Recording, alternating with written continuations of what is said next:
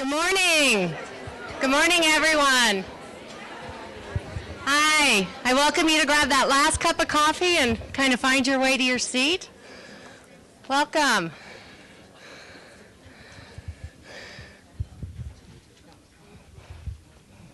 Wow, look at everyone scurry. Good morning. On behalf of the Early Childhood Colorado Partnership, I'd like to welcome you to today's summit, focused on toxic stress in the first 3 years, understanding and mitigating the lifelong impact. When the Early Childhood Colorado Partnership decided to spend some focused energy and time on this topic, they did so because they were compelled by the ever-increasing body of research and evidence that says not only are the earliest years important and critical, the adversities that young children might experience in those early years really do set them on a trajectory for lifelong health and well-being. And I think the response to today's event just underscores how important this topic is, how much interest there is in understanding it, and contributing to strategies to buffer the impact of toxic stress. So the partnership is absolutely delighted by the phenomenal turnout we have both in this room, and we have numerous people statewide that are participating via webinar. So welcome, everyone.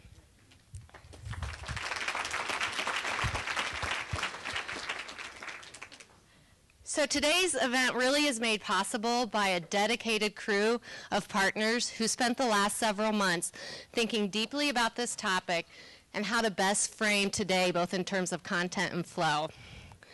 I am ever thankful to the Summit Design team for their work, their tireless work on today. And there were times where I wondered if we could really pull it off. There was a day in September when they said, January 16th, we're going to do it. And I sent an email later saying, are you sure we can pull it off that quickly? And there was a resounding reply across that team, we can pull it off well, because we can't wait any longer to have this conversation. So if you're part of the Summit Design team, if you could stand and be recognized for your tenacity and commitment to making today happen and happen well.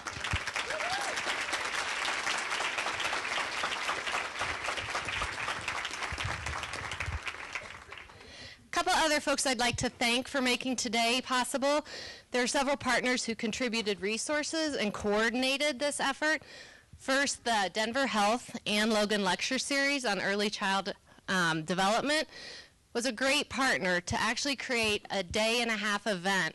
They started last night with an amazing lecture by Dr. Nasaria, who then we were able to bring and be part of today's event. So thank you, Denver Health.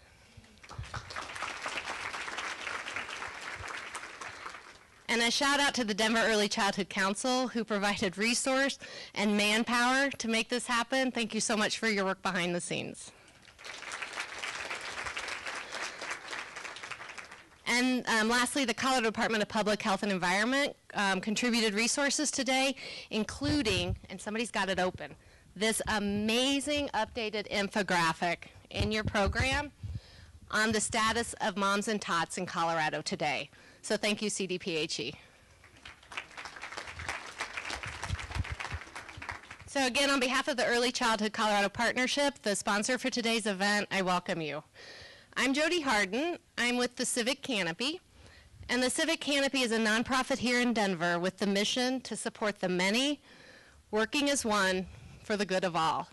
So the Civic Canopy is the proud backbone support for the Early Childhood Colorado Partnership, which basically means we provide design, facilitation, and coordination of partnership activities.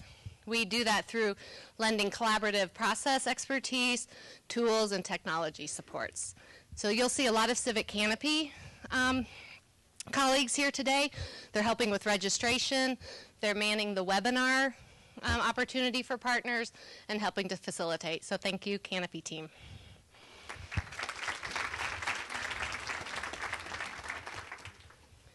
So the purpose for today is to really build this shared understanding, not just of the importance of the earliest years, but what adversity means in those early years, and what the lifelong impacts are if we don't step in and understand how to buffer the toxic stress that young children might experience. We will also be building, by the end of the day, a shared and collective responsibility to act so that we can improve outcomes for Colorado's kids. And so the Early Childhood Colorado Partnership is the sponsor for today's event, and I'm curious how many people in this room see themselves as part of the Early Childhood Colorado Partnership Network. Beautiful, great, thank you. I want to provide a little overview of the partnership.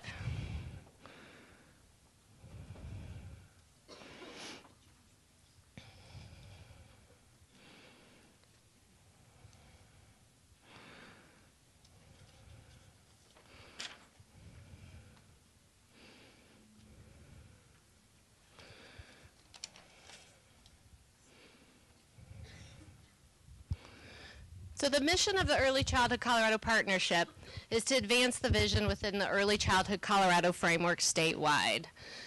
And as many of you know, the Early Childhood Colorado Framework was developed in 2008 as that unifying vision that really highlights the critical importance of health, education, and human services working together, using the expertise and the resources across those sectors to ensure that all children are valued, healthy, and thriving.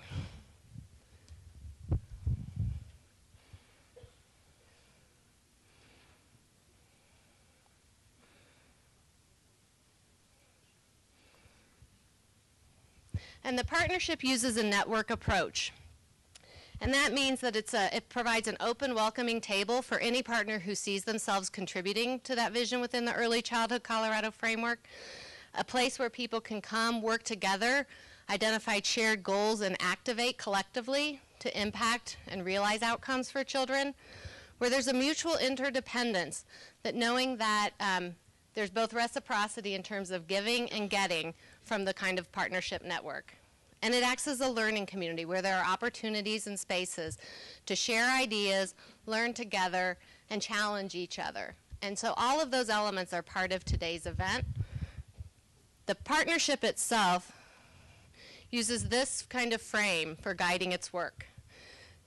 Like I said, the foundation is the Early Childhood Colorado Framework, and these guiding principles, I think, are worth speaking out loud because they do inform the work that the partnership does.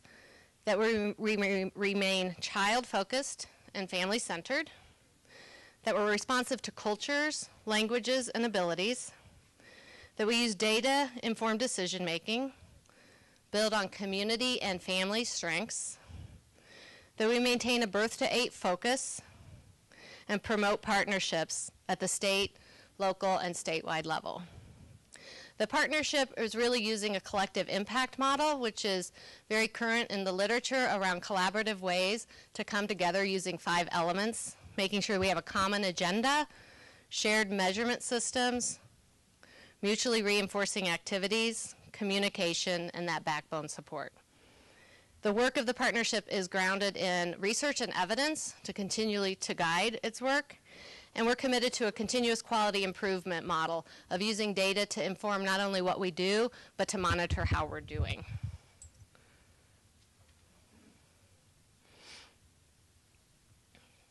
The partnership organizes its work around 4 result areas. That children live in safe, stable, and supportive families. The families are engaged as leaders in their child's healthy development and education. The children's health and development are in track. And that children of all races and income levels are successful learners. All results that we believe this topic really relates to.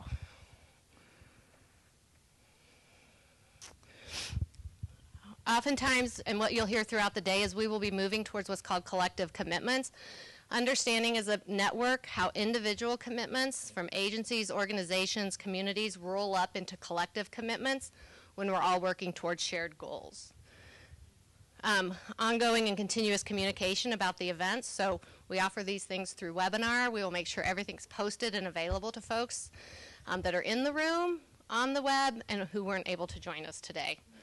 We're committed to learning and innovation, always striving to figure out what's next that we need to be doing to improve outcomes for kids, and to monitoring our results along the way. And one of the assets the Early Childhood Colorado Partnership has secured to support its work, especially around toxic stress, is a 3-year federal grant called the Early Childhood Comprehensive Systems Grant. So that's an asset that is allowing us to start today's conversation and continue to know that after today we have steps that we'll be taking for the next 2 or 3 years to really be able to buffer the impact of toxic stress across Colorado.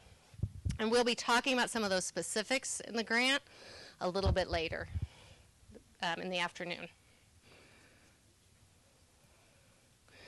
So, my question about who all sees themselves as part of the Early Childhood Colorado Network was a bit of a trick question. Because you see, the minute you opened the invitation for today and you said, I want to learn more about adversities in early childhood, I want to learn more about what research is saying buffers the impact of toxic stress. I want to come because I believe I'm contributing, I can contribute to this work. The minute you walked in the door or logged onto your computer to participate this morning, you became part of this network. So just for kicks and grins, I'm going to ask one more time. Who here today sees themselves as part of the Early Childhood Colorado Partnership Network? Raise them high, raise them proud. Great. Welcome, all of you. Now, a couple little housekeeping things before we get into the meat of the day. If you haven't already, if you could silence or mute your cell phone, that would be great.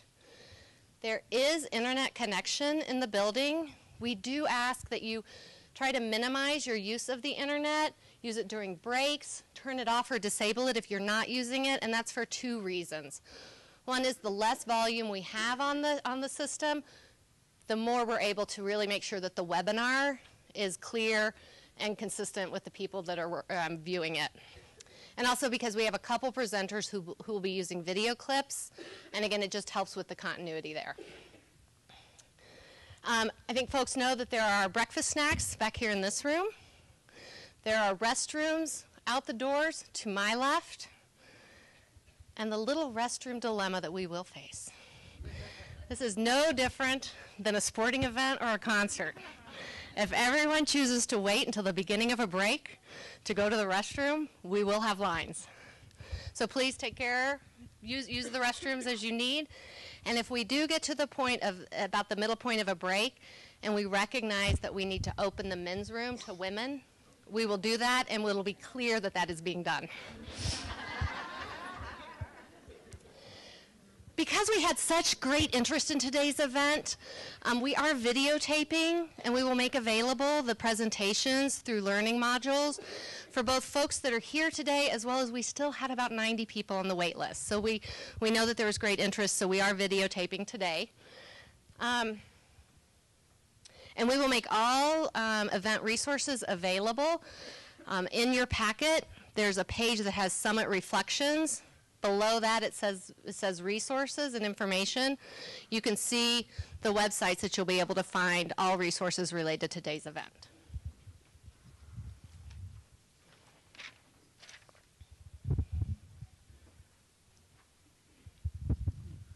And we're going to incorporate 2 different kinds of technology today. The first is the Turning Point clicker technology. So you each received a clicker when you registered. If you didn't, please let us know and we'll get you one. For those of you who have not used a clicker before, I'll do a little clicker 101. You'll press the button that matches your response. So we'll typically ask you to respond to something. You get to choose A, B, C, or D. You pick whatever you want. A little green light will appear that shows that your clicker is active. If you don't see that green light, when we do the trial, the practice question, let us know and we'll swap out. If you decide, your first reaction, oh, I didn't mean A, I meant C. If you hit C, it will keep and record whatever you enter last. And what's important to know is this clicker does nothing else but provide your input today. It will not order pizza for you on the way home. It will not close or open your car or turn it on. There's no utility outside of this room. So please, please, please, we ask that you leave your clickers with us today. So, if we are ready, here is the first practice.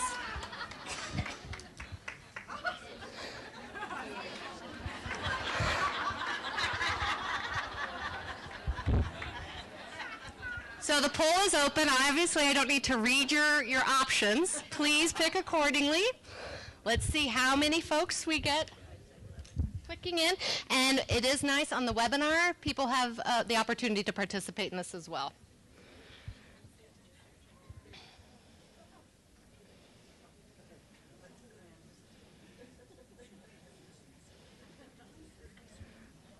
Poll is still open if anyone has not clickered their response. Any stragglers? Oh, I want to do this.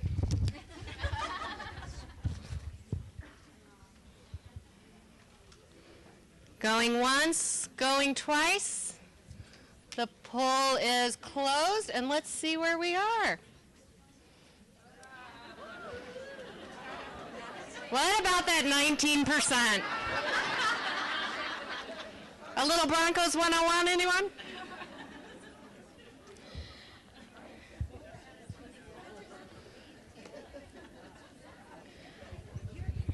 Great. So we're going to use this technology throughout the day. This first round of questions are mostly demographic. It gives us a sense of who's in the room, who's participating. It also gives information to our speakers, and it's helpful for them to know who's in the room. So I think the first one is about the region that you work within. So I will pause, and what region would you select that you work or live in? The poll is open.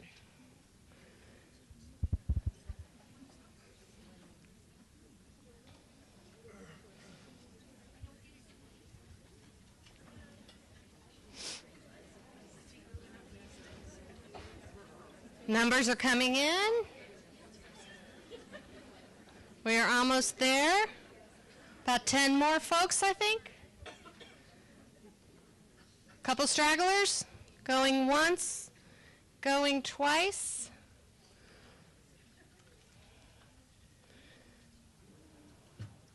So definitely the vast majority in the Denver metro area. We do have folks all across the Front Range, and it is nice to see that we've got some representation in some of them smaller communities in Colorado. Are people on the web able to? Should I ask for? Okay. So this next question, I think, is about your age. Let me make sure it's the right one. I know. And that's what somebody's like, don't ask that one first. It's a little off-putting. And I'm like, well, people can fudge. Nobody knows. But let me tell you the two reasons we're asking about age. One is we're curious if we're reaching people across the professional continuum. People who are new and earlier in their career paths, as well as people who've been in career paths for some time. The other thing is it gives us information in terms of next steps, follow-up, communication. Different age cohorts use different mechanisms. So that's the reason for the age question. You still can fudge if you want, but nobody's going to know what you say. So please share.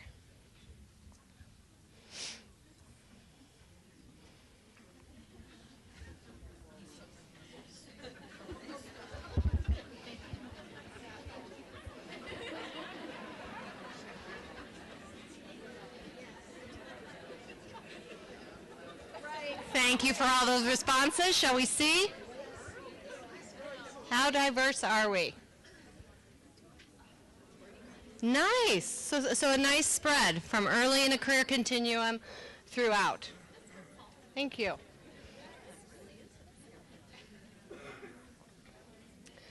What best describes the area you work in? Is it urban, rural, frontier, or statewide?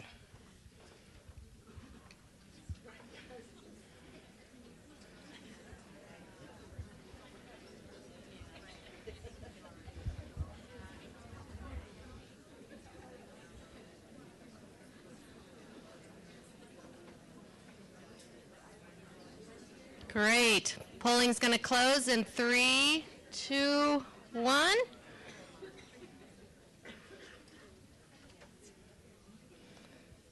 So a lot in the urban region, in an urban region as well as statewide. And it is nice to see we have some folks who represent and work within a frontier community. Thank you.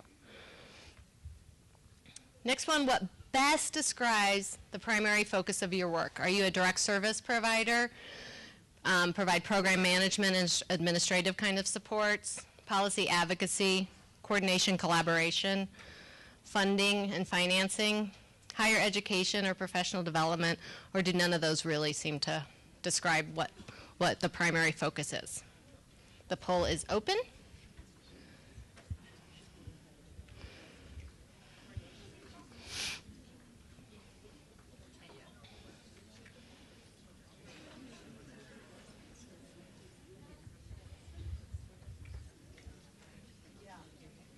Great. Looks like everyone has weighed in, so the poll's going to close in 5, 4, 3, 2, 1.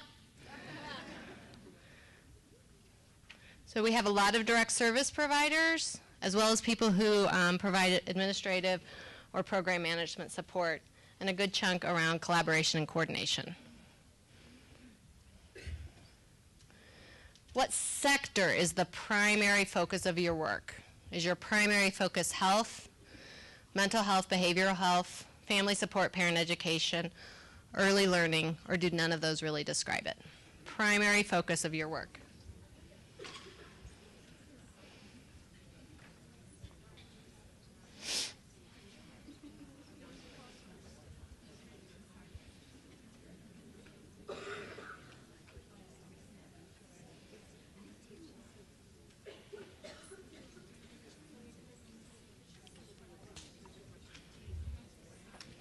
Great, just a couple more folks. Looks like we have a couple more coming in. And the poll will close in 3, 2, 1. Wow, nice cross sector. Look at that. Very nice.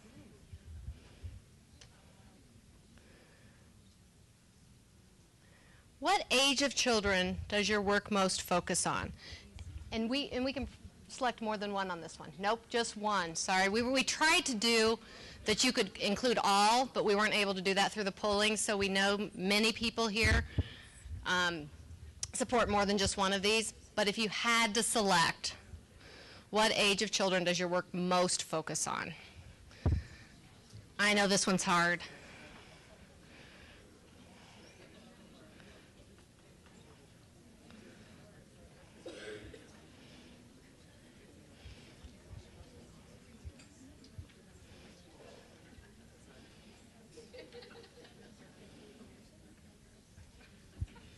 This one's hard. We still have some stragglers out there. Go ahead and just try something.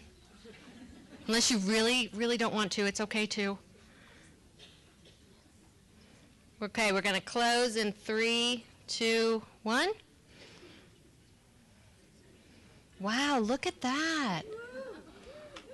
Babies. And we have some prenatal representation and definitely some older child as well, and up into the older years. Great. I swear the next time we'll say birth to 8 too. And this one helps the presenters as they're thinking about their remarks in their head. What's been your interaction with the topic of adverse childhood experiences at this point? Is this the first time or exposure to this topic? Have you had some exposure to the topic? A moderate amount? A lot? Or would you consider yourself an expert in this topic?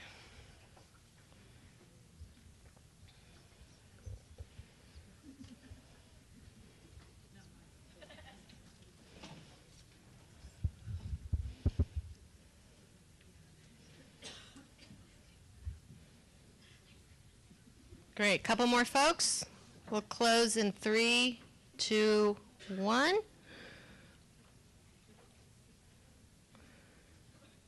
Great, so kind of an equal split, about a third, some exposure, moderate exposure. We do have some experts in the room, beautiful, and some that this is the first time. Thank you. So we'll be using this polling technology a little bit later this afternoon to actually see how we're doing in terms of achieving the objectives of the day. So tuck it into your name tag somewhere safe. Please keep this with you. And again, if for whatever reason you leave the facility, leave this behind. Oh, then the other piece of technology, I forgot about this, that we're going to use today is a Twitter feed. So we will capture any thoughts, reactions, comments that people want to make. And you can share that at hashtag #TalkStress. During breaks, we will put up the live Twitter feed to be able to see how people are responding, reacting, or whatever that is on their mind about this topic. And we'll also make it available afterwards. And right now, I think through the Twitter account, all the documents for today's PowerPoints are loaded there as well.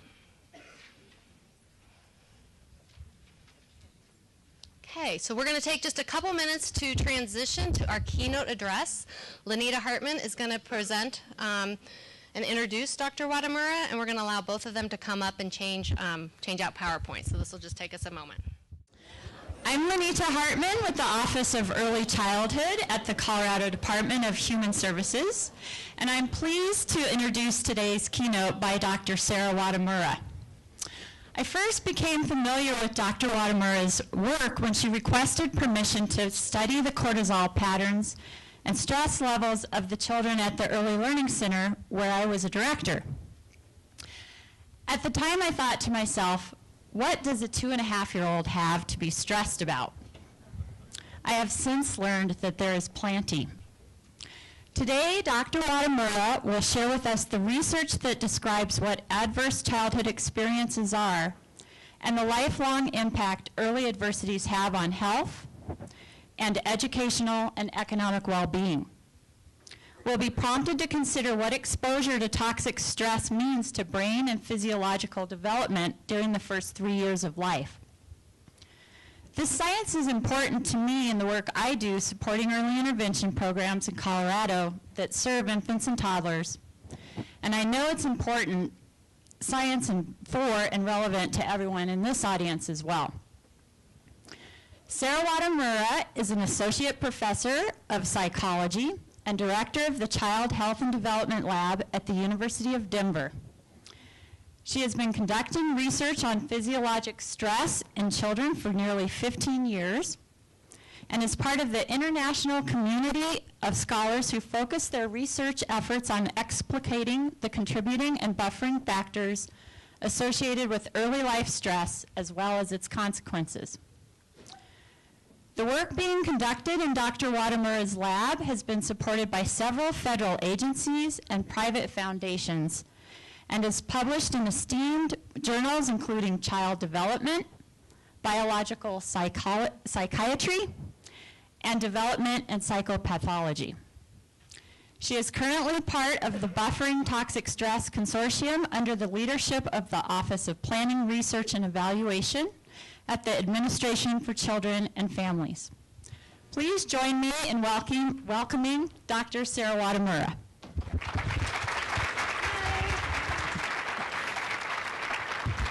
Oh, I'm going to do this one, right?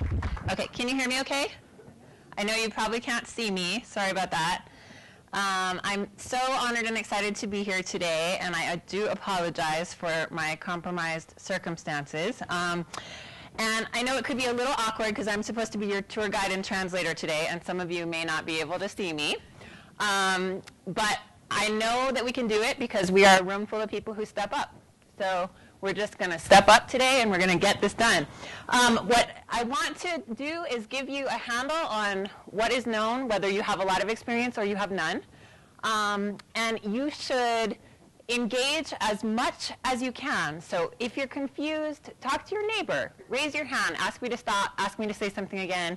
I want to make sure that even if we didn't get through all the slides, if we got through a chunk and people felt like they really had mastery of it, that would be great. So please feel free to interrupt me. And the other thing is, this is one of those things where we're all here to really make a difference, and it's time to just lean in. So there's going to be some times where I put something up and it looks a little overwhelming. Just lean in a little closer, and we'll figure it out, okay? So let's see. This is going to advance my slides, and it's nice to see so many familiar faces out there too. All right, so this is what we're going to do today. We're going to talk about what is meant in this literature by stress, what that means to the researchers who do this kind of work, and what its effects are on the body. We're going to talk, of course, about the special case of early development, because that's why we're all here today. I'm going to tell you a little bit about the idea of toxic stress and sort of how that's defined and where that sits, the types of evidence we have so far and the types of evidence that we need, so that you can be aware of that as we move forward. I've been asked to comment a little bit on risk and resilience, which is something that always comes to mind when we talk about early adversity. And then we're going to talk a little bit about intergenerational effects. I know a lot of people have heard the term epigenetic and maybe would like to know what that means. So we're going to talk a little bit about that today and what the implications of it might be, of that research might be for this particular topic, okay?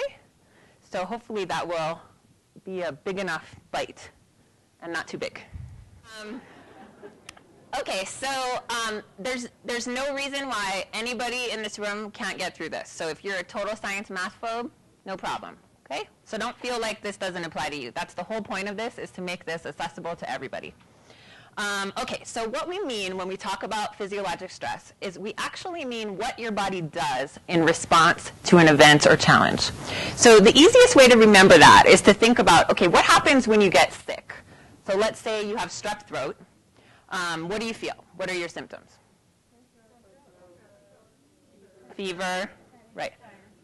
Okay, so what causes that?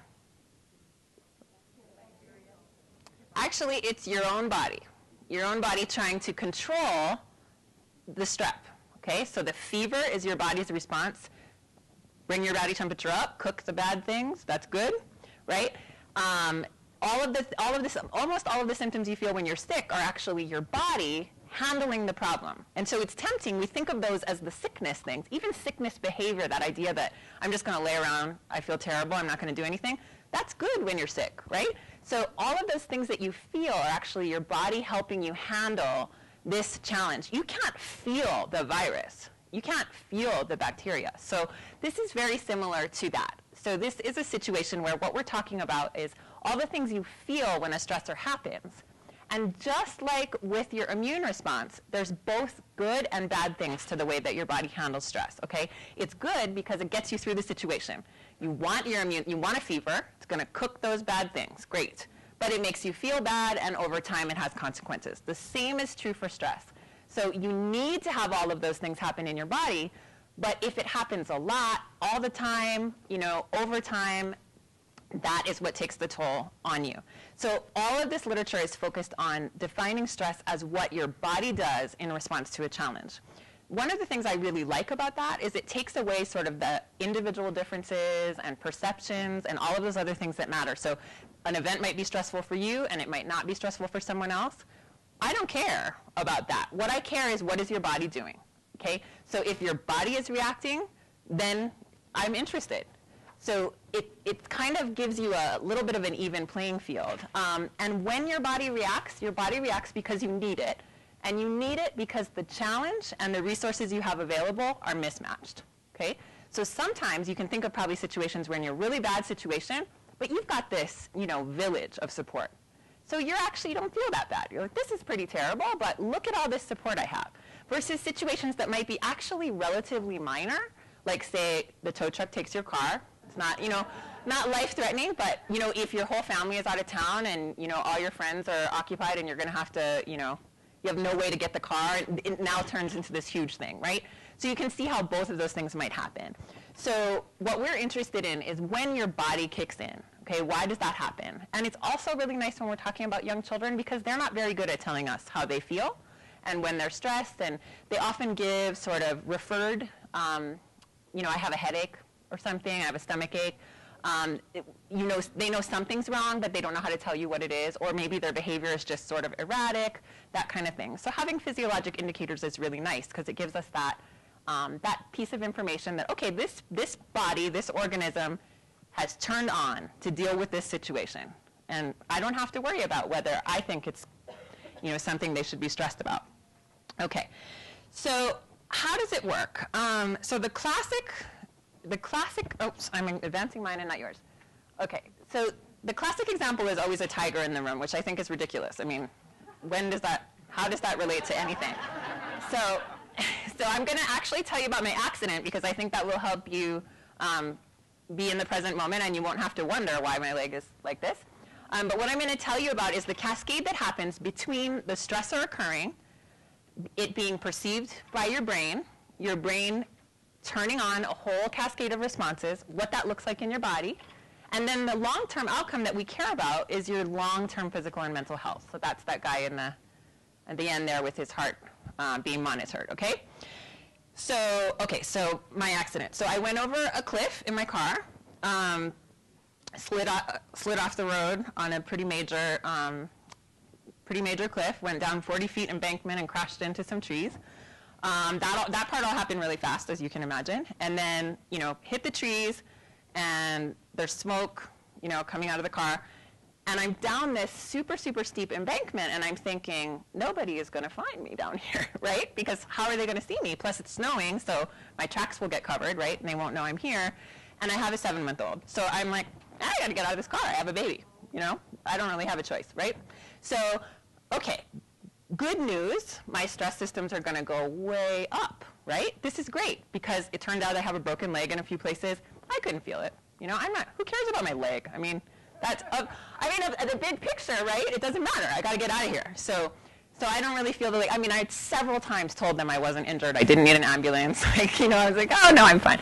And then, but my attention is super focused on the problem. It was -8 degrees. I'm not cold, right? So in this window of time between recognizing that I have to get out of the car and getting the first person to help me, I have all of this stuff ramped way up, okay? So then a plow truck guy backs up and goes, oh, I wondered where those tracks went.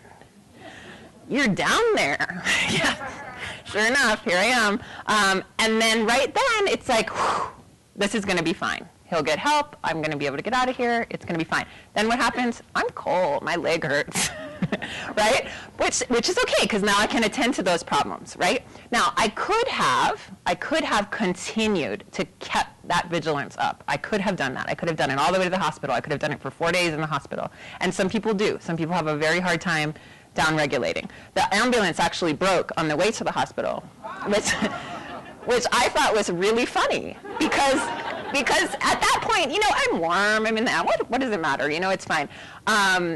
Whereas in another situation, if I had been rushing to the hospital, that would have been catastrophic. So, okay, so the point is, what you want to do, you want it on. When you need it, you need it, okay? This is good stuff.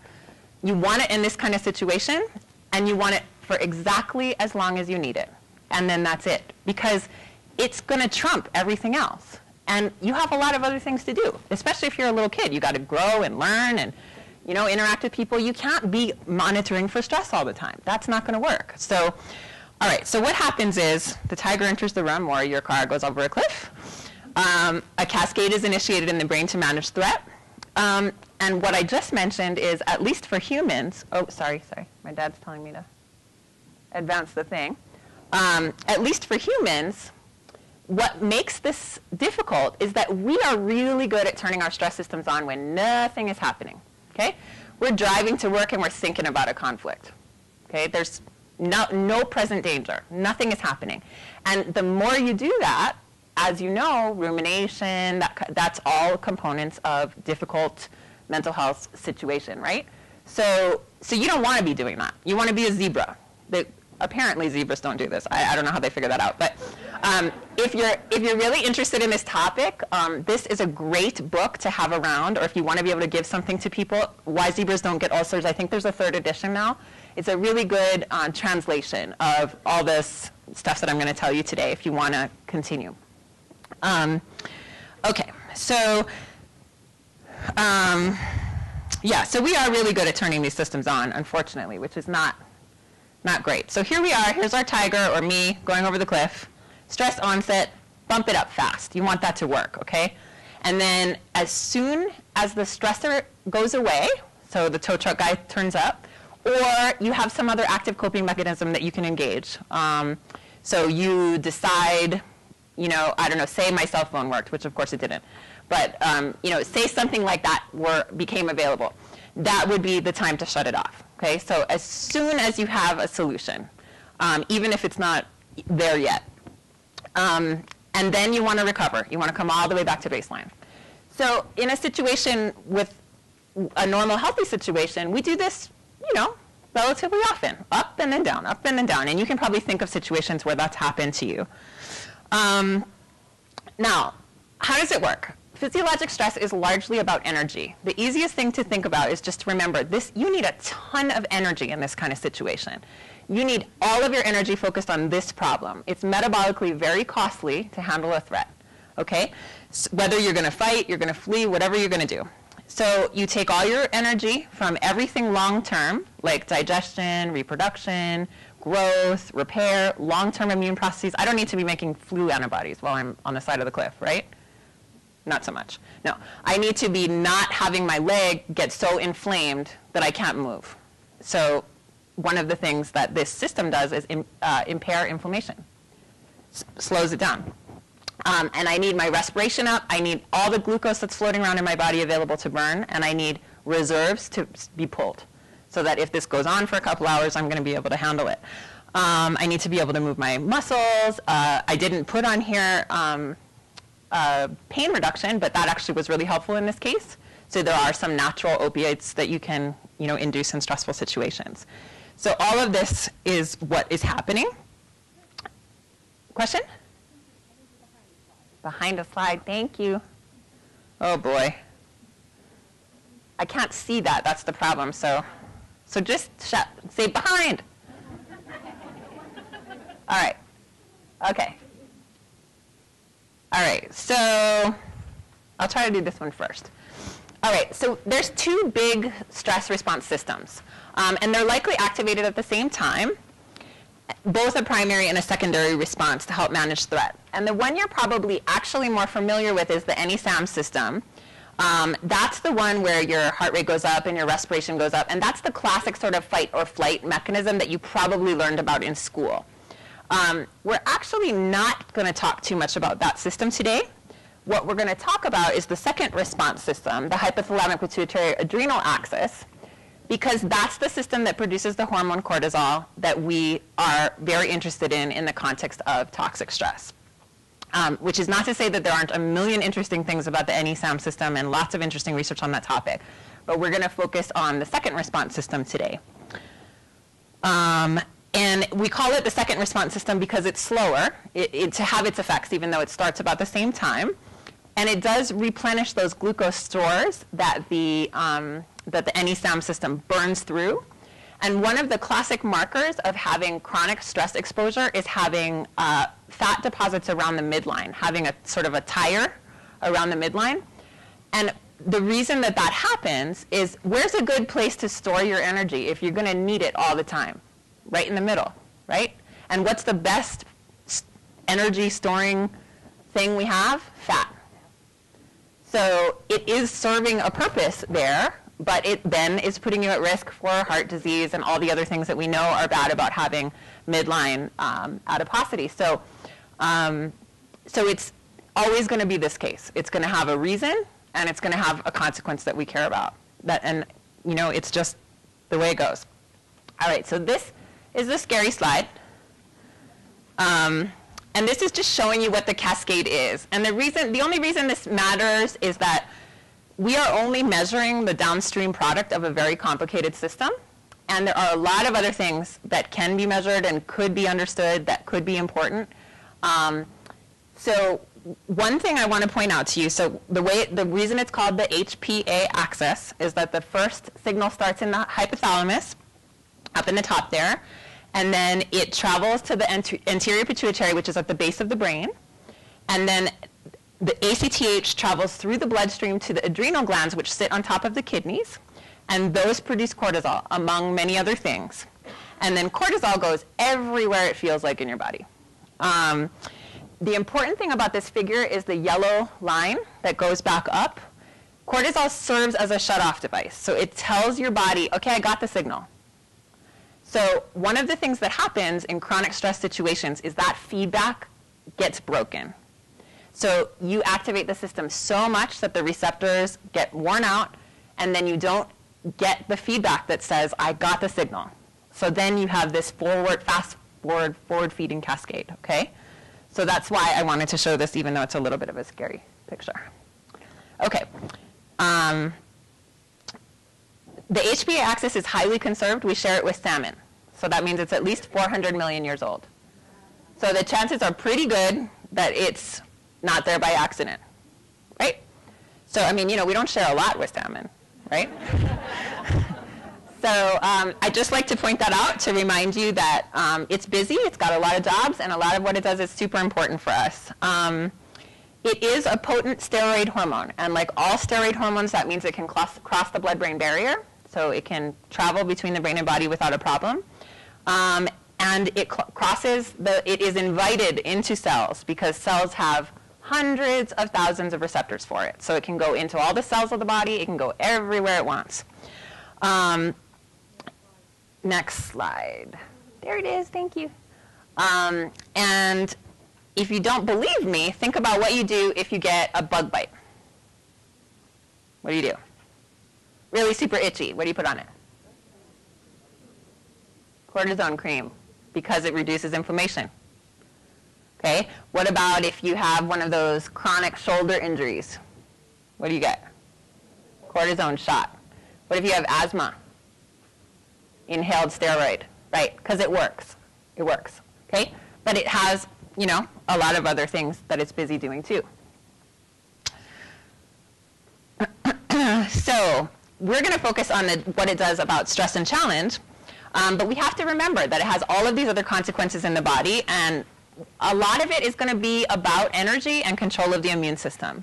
So when you're looking for outcomes and you're looking for things to, you know, to be concerned about for kids, you're going to be looking for things like growth and health, because those are the other things that this system is busy doing. Okay, so we know, for example, that kids who have been in extremely adverse circumstances are small.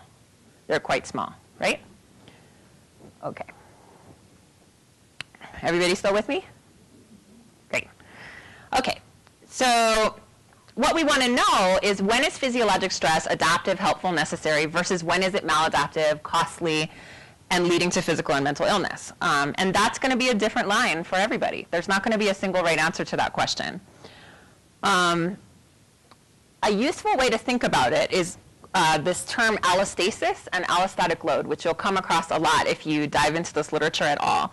So this is reconceptualizing the idea of stress as an issue of balance. And allostasis is like maintaining homeostasis, like keeping the temperature in your house kind of even.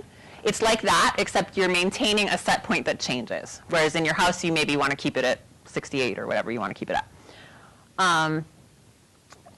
So we talked about this on when you need it, off when you don't. And ideally, you would activate these systems, you know, relatively infrequently, right? Because they're super energy consuming. Only for true threat situations. So not when something is not happening to you, and you would want to return quickly to baseline.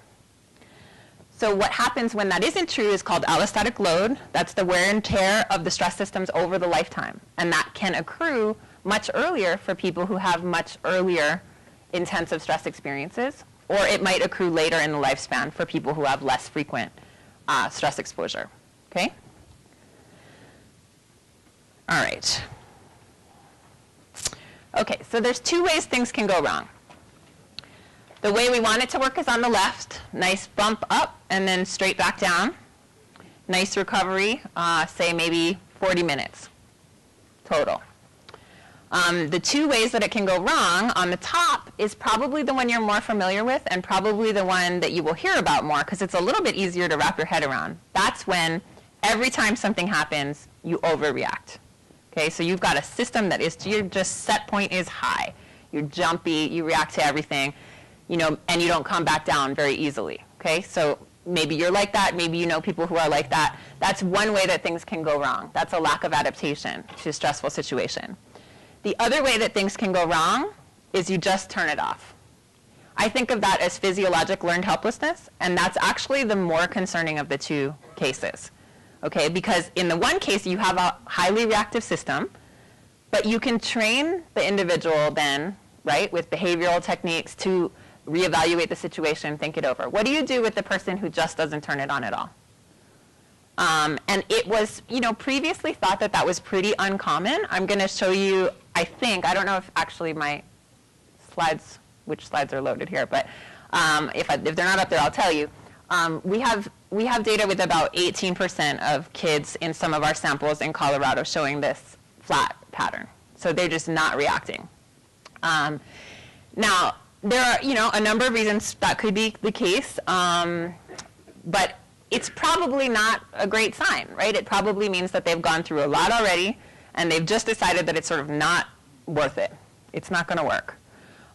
Maybe, and we actually think it might be true, that at puberty you might then see a switch to a highly reactive profile at a time in terms of your body and your own, in our evolutionary history, that's the time where you change your group, right? You take responsibility for where you are and move to a different group.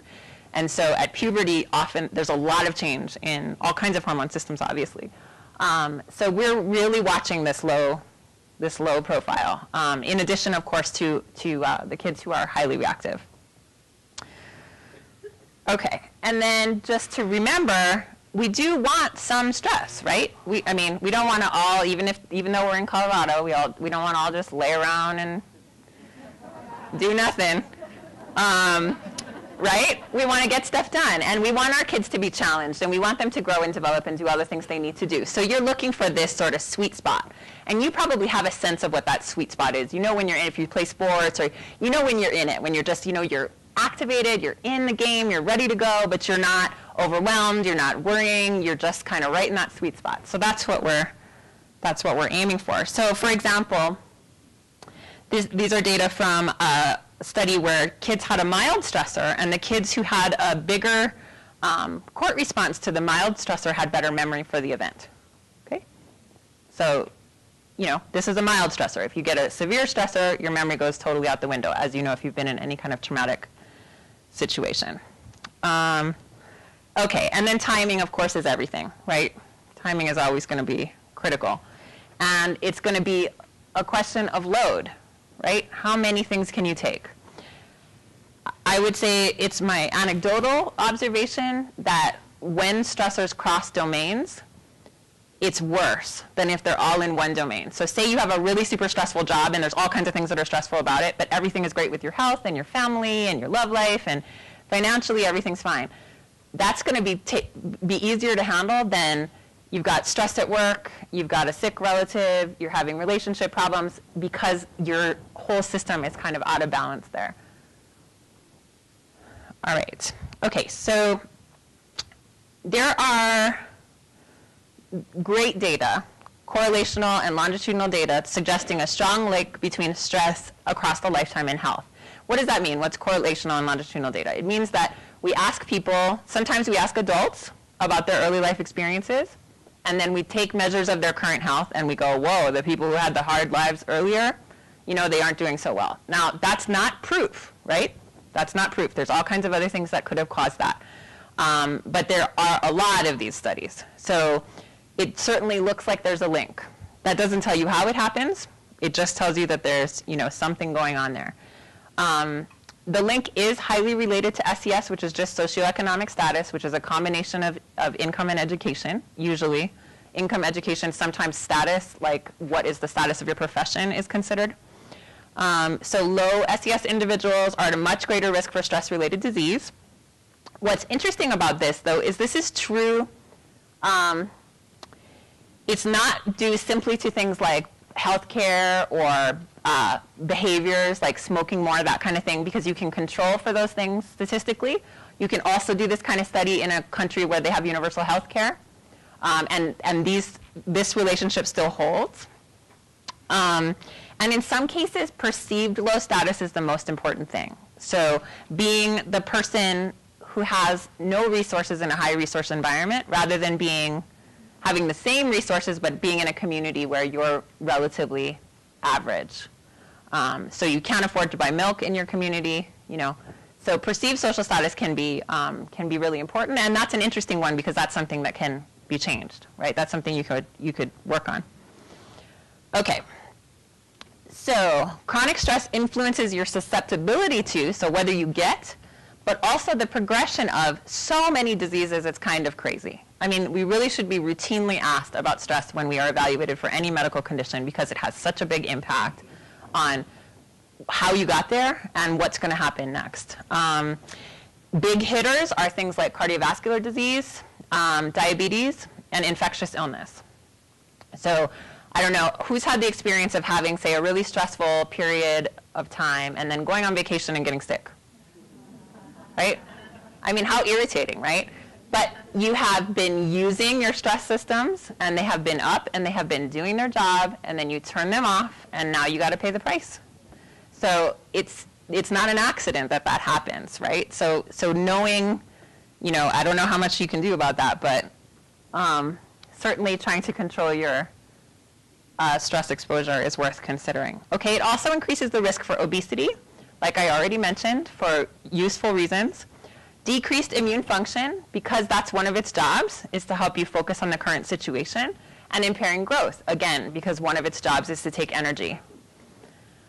It can impair cognitive functioning, including attention and memory, which is difficult, right? Because that's going to feed forward into the same, making it hard for you to handle then the next challenge.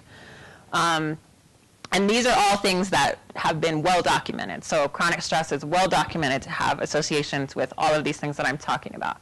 Okay, and then not surprisingly, increased risk for mental health problems, specifically depression and anxiety. But also some,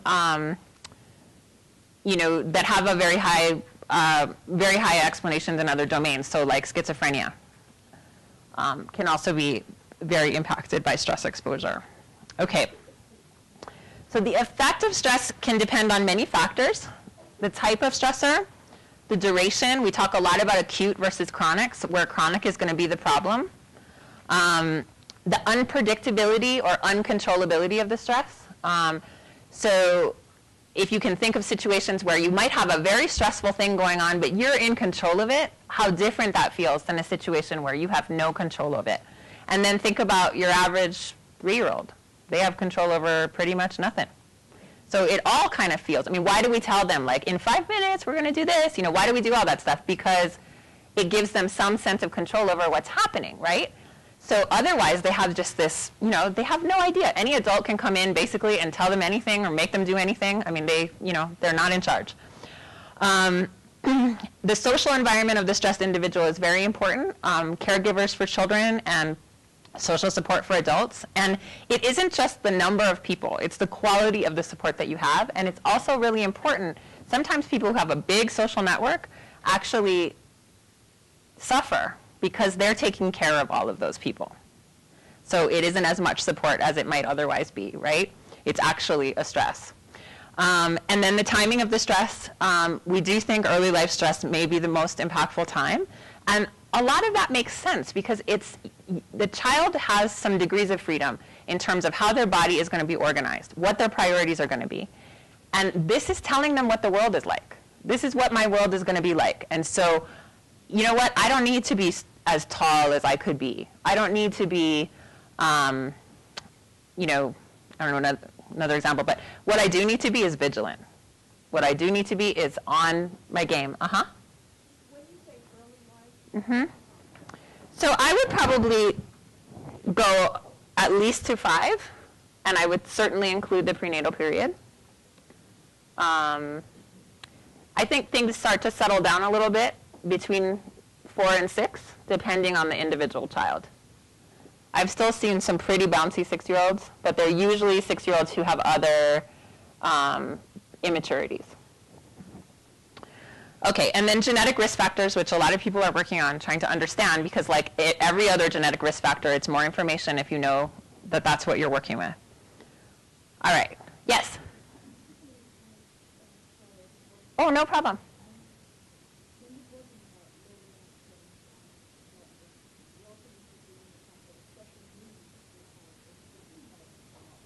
Yes, yes, special needs, and I have done some studies with special needs kids, and they tend to have what we might otherwise think of as physiologically impossibly high levels.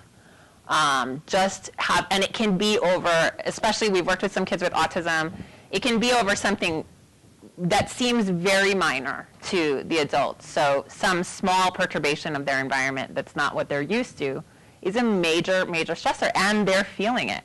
And they're feeling the consequences of it. So yeah, that's a great point, thank you. Okay, we're gonna switch to the next thing if everybody's good. Yes? Okay. All right, the special case of early development. I have these 3 guys up here because I am going to remind you frequently that a lot of the work that has been done in animal models, which means it's been done with these cute little baby rats, and some work with primates, non-human primates, and then some work with humans. But because you would not assign a child to a stressful circumstance on purpose, some of this work is done with animals. And I know a lot of people feel very uncomfortable about deliberately stressing animals. And I think, there's a lot to that. So I just wanted to point out that is where a lot of our knowledge base comes from. Okay, so what's different during development? One big thing is your stress systems are developing. They're figuring out what they're going to do. Like I was just mentioning, they've got that wiggle room.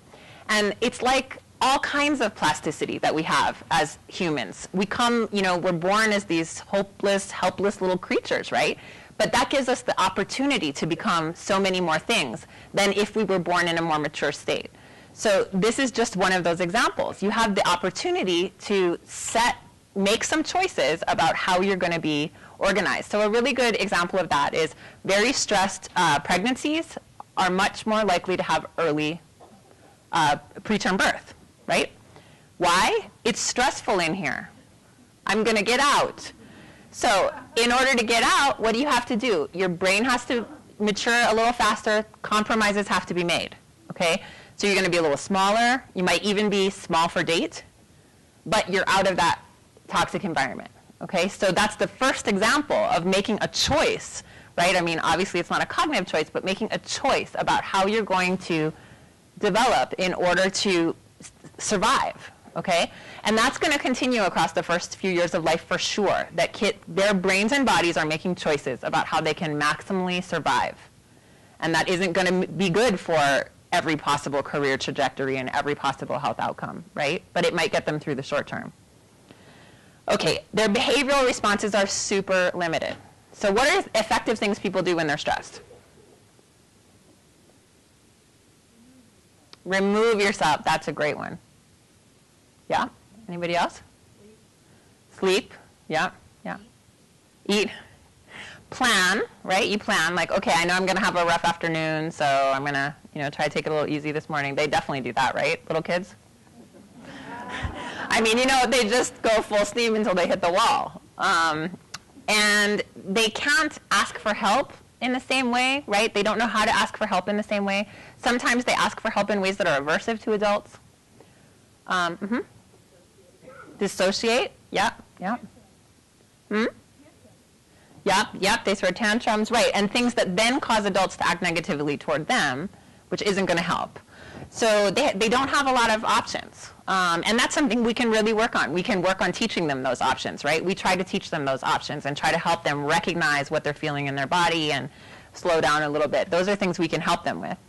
And then the third one is they're completely dependent on us, even if we're the problem. So, and nothing is going to change that, right? No kid is ever going to say they want to leave their family. Nothing is going to change that. What can we change? We can take a 2-generation approach because they're dependent on those folks. And that's a great option. I know it isn't always possible, but that's where a lot of our effort is focused right now. So physiologic stress itself and normative stress physiology looks different in children. They have different levels, they have different patterns, they do different stuff, they sleep in the middle of the day. So you can't translate directly from adult work to child work. You actually have to take the time to do the baseline work in kids.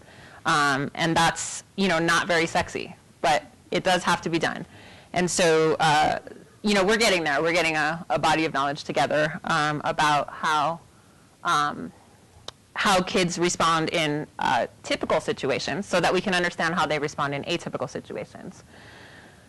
So if you search for me on the internet, you may come across, I've done a lot of work about stress in the context of childcare. So just normal kids in childcare showing a reaction across the day. I do that work because I'm an early childhood person and I firmly believe in early childhood education, and better me than somebody who thinks, women should stay home with their kids. But also because, okay, that's what the system can do. in a relatively mild situation. So let's get that on the table so we understand what we're talking about when we are talking about kids who are in neglect and abuse situations. And that actually is the road that led me toward recognizing these kids who have this non-reactive, super low cortisol pattern. I would not have thought of that. I would not have gotten there if I hadn't done that other work first. All right, this is another complicated figure, but most of us have been around in the couple of decades where there's been a lot of focus in trying to figure out how does a particular stressor lead to a particular outcome. So kids, people who have been sexually abused, what happens to them? People who have been physically abused, what happens to them? That doesn't actually make a lot of sense. What makes sense is when did the thing happen, not what happened. When did it happen and what was busy developing? So if you think about it that way, okay, it happened in the prenatal period. What was happening then? Those are the things that are going to be compromised. And that's why all of that literature is a mess, right? You get in there and you're like, well, it's sort of like it, you know, for some people, if they were sexually abused, it's this, but only if they were also physically. It makes no sense. It makes no sense because timing is the critical issue. And some really important time periods to consider are the prenatal period, the immediate postnatal period. Adolescence is a really busy time. You know, across adulthood is a full window, and then again, stress and aging. So there's very different priorities, biological priorities during those developmental windows, and you're going to see different effects on the brain and body based on the timing. So this is the way that most of my colleagues currently think about what kinds of effects to look for, okay? Okay. All right, so I'm going to just give you some prenatal stuff. It's actually called programming, fetal programming. That's what this work is called, because that's how people who study this think of it. So the fetus is getting programmed to understand what is coming. It's also sometimes called the Barker hypothesis, the idea that your adulthood health state is determined or highly influenced by your prenatal environment. So you may encounter that terminology. So as you probably know, the human fetus is growing incredibly rapidly, 8 times more cell divisions before term compared with cell divisions during the remainder of life. Oh, that little thing is not going to play probably. That's just cells dividing on the bottom, just how fast it happens. Okay, so that's been described as programming. So by 7 weeks gestation, cells in the brain have begun touching and forming their primitive nerve paths already. And you know, by 7 weeks, not everybody even knows they're pregnant, right? Over 100,000 nerve cells per minute are growing at this time. I mean, that's just crazy. Like, how is that even possible? It's crazy. And at birth, the baby will have 100 billion nerve cells. Okay, that's more than they need, actually. There's all kinds of things happening. So they're growing, they're migrating to where they go, they're differentiating, they're connecting to each other.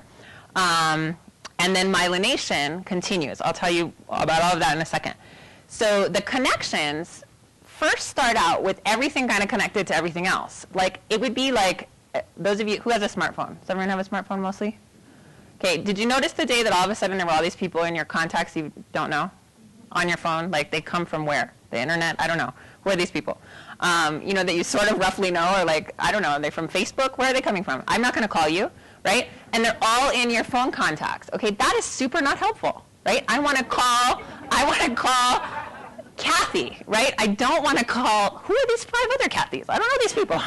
So it's kind of like that. They start out with everything connected to everything else, and they kind of look like that, right? When they're first new babies, they sort of look like, whoa, you know, everything.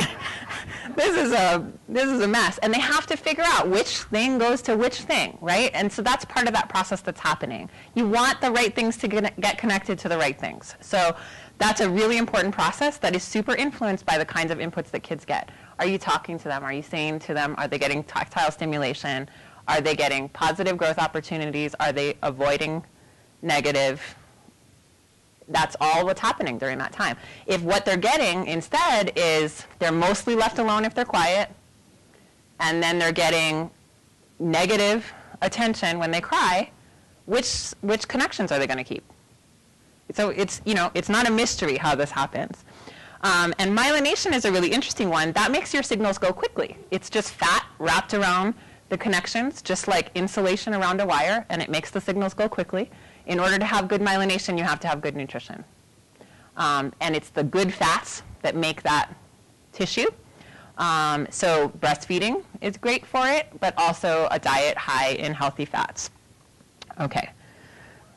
And this is just showing you across the lifespan. So a lot of that is going to happen real early, and then we're going to have a sharp decrease and then kind of hold it relatively stable across the rest of the lifespan. Okay? It's not that you can't make new neurons, and of course you can make new synapses across life, but there's this crazy busy period in the beginning. Okay. Birth phenotype, which usually just means birth weight, so how big are you and are you small for date, predicts disease in adulthood because it's your first indicator of what the fetal environment was like. It's your first birth indicator of what has already happened. So it's a really good way to tell if somebody is going to be at risk for coronary heart disease, hypertension, diabetes, all of these related illnesses. In addition to psychopathology, like autism, ADHD, schizophrenia, affective disorders. So just knowing how much a baby weighs and when they were born relative to when they were conceived tells you that much information. It gives you a pretty big idea of how important that time is, right?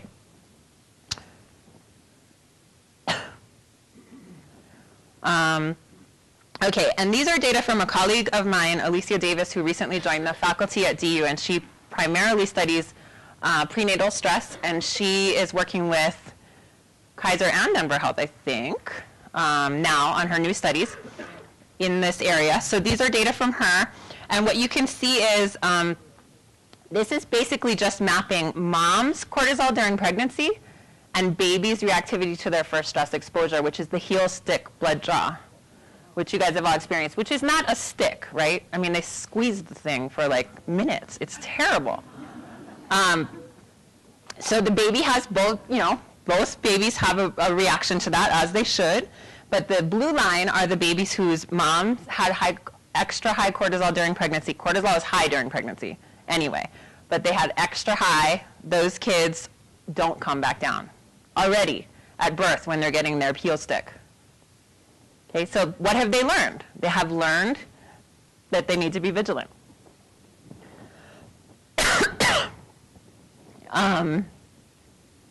Okay, and then this is predicting the same thing, but predicting to problems at 6 to 8 years. But you are not seeing it. There you are. And this is things like clinging to adults, fears going to school, nervous, high-strung, or tense, and the same relationship where you're seeing kids who were exposed to those high levels of anxiety and cortisol in utero being the same kids who have a lot of fears and worries themselves later. Okay? All right. And then this is pretty new, cool data they have. So that's a picture of the amygdala, the two amygdala in your brain. Your amygdala is the part of your brain that helps you detect fear, fearful stimuli, right? Know that something is scary and help you process that. It's a very important, tiny structure in the brain. And what they found is that kids who had higher maternal cortisol concentrations early in gestation had larger amygdala volume. So they had bigger amygdalas, got to watch for stuff, and more affective problems, so that's just emotional types of problems at 6 to 8 years of age. And the effect size was quite big in this particular study. Okay? Yep. Yeah, so like Randy Ross and folks study a lot of this related stuff, but working more on sensory gating and that kind of thing. And that's a really interesting one because it cuts across a number of disorders. Oh, sorry. The question was, what about I think you said sensory processing disorder, and I sort of flipped it to sensory gating, which is just the being able to control the flow of stimulus in your environment. So if you have poor sensory gating, if there was like say a loud beeping in here, you wouldn't be able to ignore it over time. If you have good sensory gating, the first time you'd be like, what was that? And then you just let it go. Okay, so having poor sensory gating is a risk factor for so many things. And you guys probably, a lot of you know kids who have that super sensitivity to environmental stimuli. So that's, there's some good data on maternal nutrition during pregnancy related to that, particularly choline. And choline is a building block for a lot of your neurotransmitters. And so not having enough choline in the prenatal period you don't have those building blocks that you need. And choline is in like eggs and that kind of thing. So, and it's not yet in all prenatal vitamins, although I've noticed increasingly it is included. But it's one of those things that's much better from food than it is from vitamins. Okay. Great question. All right, so did I convince you that early life is important? Okay. All right, because you needed to be convinced, right? Explain a little more about what a larger Sure, that's a great question. So, having a bigger chunk of tissue in your brain devoted to something, what does that mean in general? Okay, if you're a London taxi cab driver, you're going to have a really big part of your brain dedicated to navigation because you use it a lot. So you have a really big amygdala because you're anticipating monitoring for fearful and novel stimuli a lot. Does that mean that if you are the London cab driver and you stop driving a taxi, 10 years later, is that region still bigger? Probably not.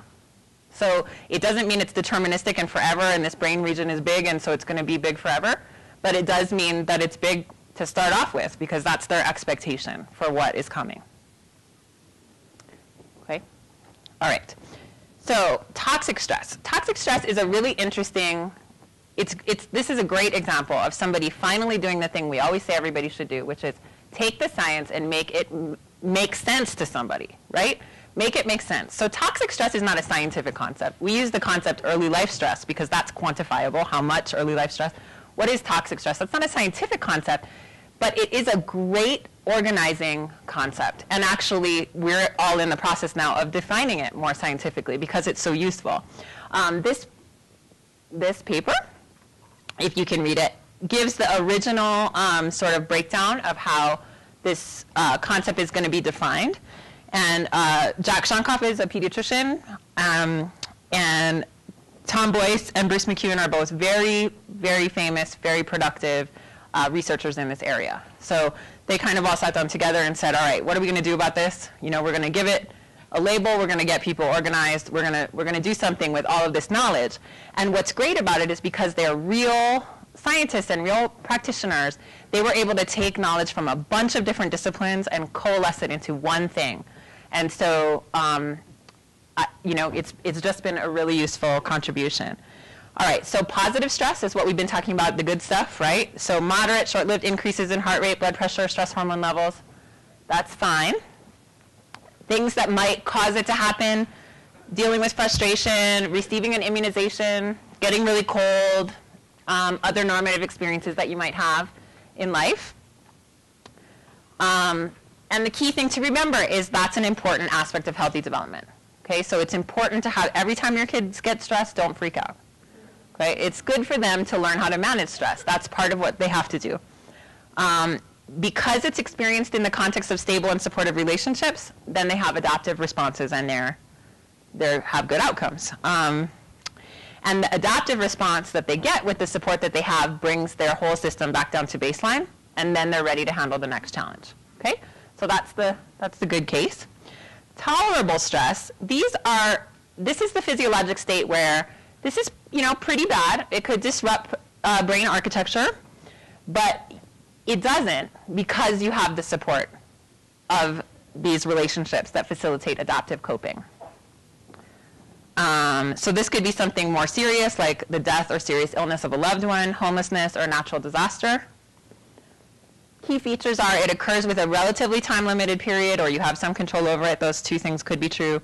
But that you have protective relationships to help bring your body back into balance. Kids are happy to give things over to us, right? They don't want to worry about stuff. They're happy to let us do it, but they do it if we don't, right? So this is the situation where you trust the caregiver to take care of you. And then toxic stress is the situation where the stress is strong, frequent, and prolonged activation of your stress response systems, and you don't have the buffering protection of adult. Okay, so it often goes along with complex stressors like poverty, because poverty isn't a single stressor, it's a multidimensional stressor. Having a caregiver who's unavailable for a number of reasons, like they're incarcerated, like they have psychopathology themselves, like they have a substance abuse problem. So they're unavailable to you or inconsistently available to you for any number of reasons. And then the key features of that are going to be this is expected to disrupt your brain architecture or change your brain architecture to match the environment you're in, right? It's just a learning machine. It affects your other organ systems, and it sets your stress management system either up or down regulated, like we've been talking about. And those changes, yeah.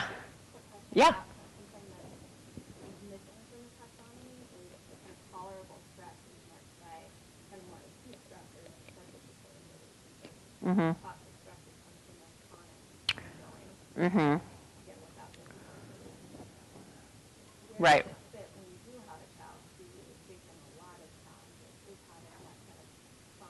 Mm-hmm. Mm-hmm. Right, that's a great question. So the question is, what happens, it sounds like tolerable stress is acute and toxic stress is chronic, but you have caregivers in one and not the other. What happens if you have chronic stress, but you have these caregivers to look after you? I think then that's going to weigh in other things about the child, genetic risk, temperament, all those other things that are going to probably be factors. But in this taxonomy, the most important thing is the support of an adult. So that's what kind of everything is focused on. And I think there's good evidence for that. But I do think we're going to see, obviously, people who don't fit into any of the groups or at a particular time don't. Okay. Okay, so are you still with me? Doing okay? All right. Okay, so we're going to I have no idea how long it's been. Oh, I have 7 minutes. Wow. Really? 10? Okay. I just bought myself 3 minutes. I better hurry up. All right.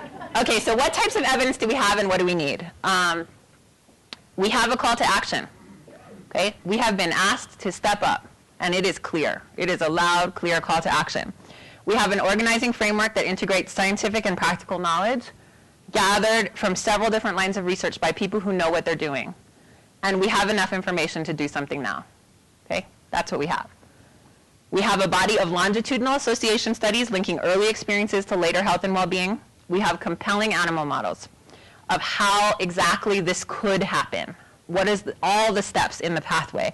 So you have a challenge, and then what behaviors happen, and then what changes physiologically. What are the downstream effects of that? How does that lead to poor health? We have animal models that make that, at least make a case for how that could work. And we have a lot of short-term, what I think of as process linkage studies, where we show a piece of the puzzle with kids, right? We don't have the whole thing, but we've got a piece of the puzzle. And we have some promising interventions. If it really is about a supportive caregiver, well, we know how to do something about that. The great example longitudinal study is the ACEs studies. That's why we all talk about ACEs. Collaboration between the CDC and Kaiser, 17,000 participants. You can compute your ACE score online if you're curious. Basically, you get a measure of your own early life adversity. 6 or more early life adverse experiences associated with a 20-year reduction in lifespan. Nothing touches that. What touches that? What health risk behavior touches that? Anything? 20 years? Nothing. Okay? This is no joke. 4 or more is associated with a number of health conditions. And this is your own early life experience. So one of the things we struggle with when we study kids who are 0 to 3 is whose do we measure? It's good to measure the kids, but it's tricky because what are you asking if they're abused and neglected? So where are you going to go with that? And then it may actually be really informative to know what mom is working with. It may be really helpful to know what mom has already been through, because then it'll tell you what kinds of supports mom might need. All right, I'm not going to go through this compelling animal model because I don't think I have enough time, and it's complicated, but you'll just have to trust me that this model goes all the way through to exactly what happens epigenetically across generations. And I am going to make sure to tell you about epigenetics, even if Jody comes over here and starts hitting me with a stick, because I know you want to know that, and I don't want to leave that out. Are they going to be able to get this version of the slides? They are? Okay, so you can read this yourself. It'll be a little complicated, but basically it's the story. How did we end up with this compelling animal model? It tells you the story of what happened all the way through, cross-fostering the pups so that they're not with the genetic mom, all the different steps that they did to isolate exactly what was going on, and figure out how is this happening. Okay, so we're going to go all the way through, and then you're just going to have to believe me, caregiving was the critical variable. What kind of caregiving did they get? So the pups who had the high caregiving moms had the good outcomes when they were stressed, even if that was not their genetic mom. And then they grow up to be that kind of mom themselves. Well, how does that happen? It's not genetic. We just determined it wasn't genetic. It's not my mom. It happens by an epigenetic mechanism that has been explicated. Okay? All right, and then this is just the data I was telling you about before. These are our kids in Denver. This is what the difference looks like between the low reactive kids and the regular kids. You can see that there's no overlap. They're not the same kids. I mean, the attenuated kids, the kids with the flat pattern, don't even touch the other kids. And they already have early signs of depression, which fits this physiologic learned helplessness profile. So that's just some data from my lab. Okay, what do we need? We need longitudinal studies with families that begin prenatally and actually follow them to help outcomes. It's hard to get an investment in that kind of work. There are some studies that could be used, but the problem is they don't have the appropriate physiologic, behavioral, cognitive, and neural assessments. They have some of those pieces, but not all of them. And we need all of those pieces, because that's the story we think is going on.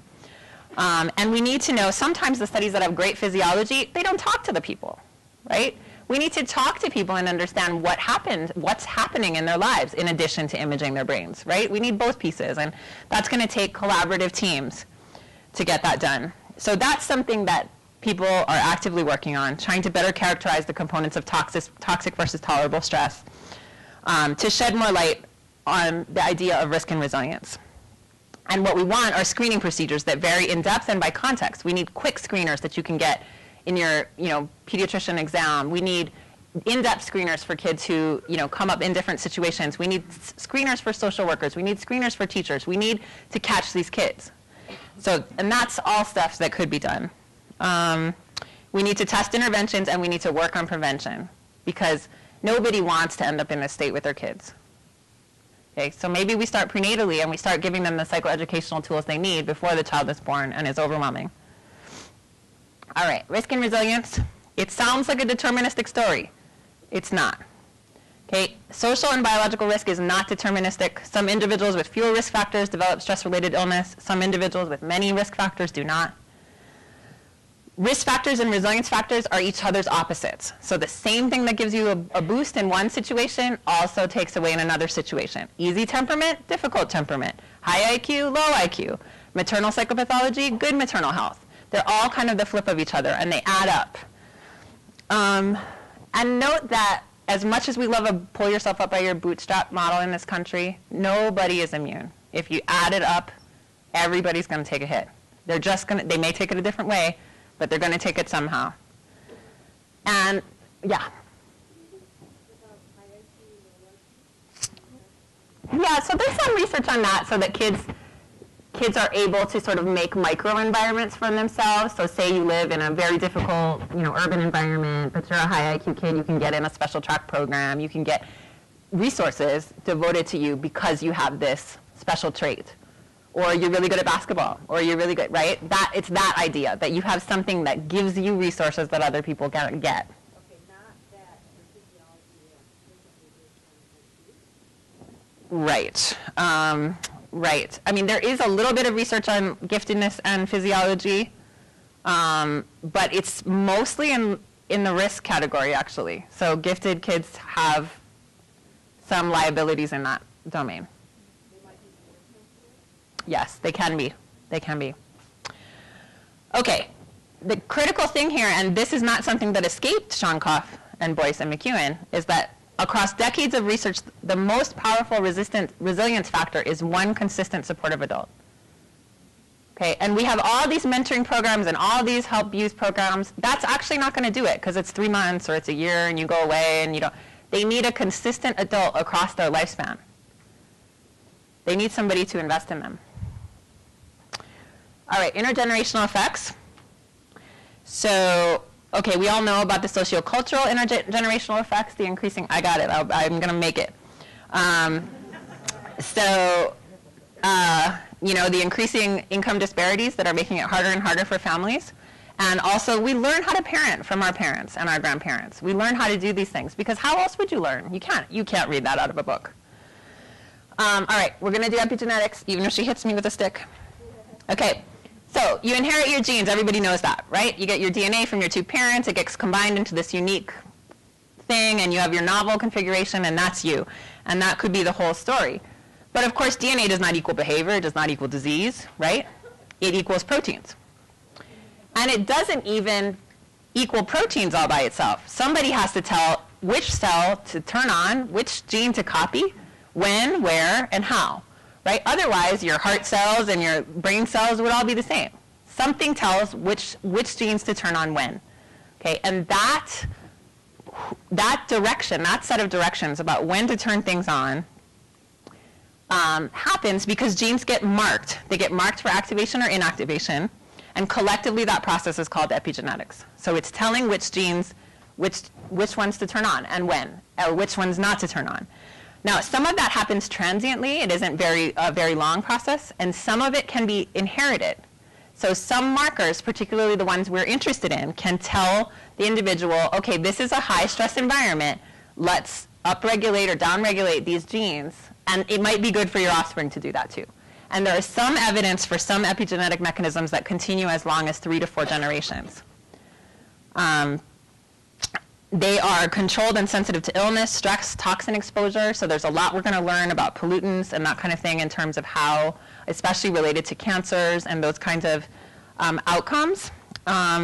So you could inherit not just a risky genetic profile, but a risky epigenetic profile, okay? It should be more changeable, but it's another set of directions that your brain and body are getting, okay? And there's so much more going to be learned about that in the next decade. It's a super, super, super active area of research. Okay. Well, I won't make any concluding remarks since I'm out of time, but that's okay. I think you've heard. Yeah.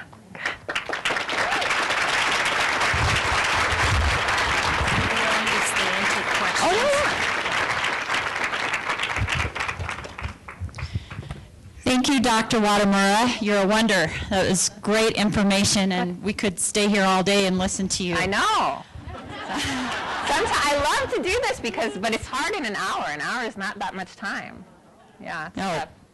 So, Dr. Watamura has agreed to stay and take questions, so if you do have burning questions and you want to use the break that we're going to begin right now, please come up and ask questions. Otherwise, we're going to go ahead and break right now until 10:30. Please rejoin us at that time, and I want to just thank Sarah one more time. Yep, sure. Thank you so much.